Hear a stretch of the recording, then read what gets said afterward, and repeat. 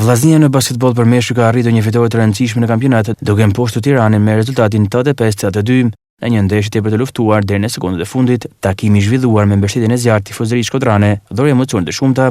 Trajneri i vllaznisë Eni Llazani pas triumfit deklaroi se skuadra kishte përjetuar tërësi nga Federata Shqiptare e Basketbollit, por pavarësisht kësaj arrit dal fituese.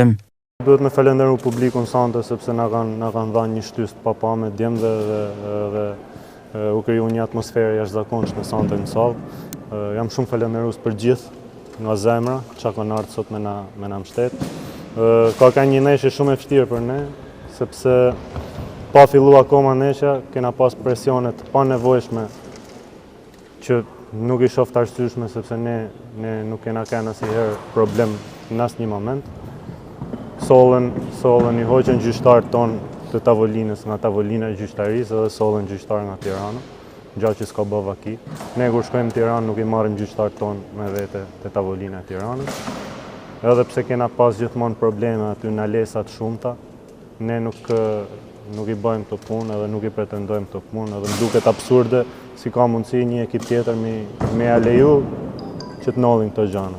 Me pak fjalë doshin me ardhmë me na vu kamp të nkryjnë shtëpitë tonë. Është situatë absurde, megjithatë ja dolëm, erdhën të uqura vit edhe të uqura vit po shkojnë në shtëpi. Zemra, dëshira e madhe për me mposht edhe kundërshtarin, po edhe sistemin e padrejt me cilin po përballen. Me këtë fitore vllaznia mban vendin e dytë me 27 pikë pas 15 javësh kampionat.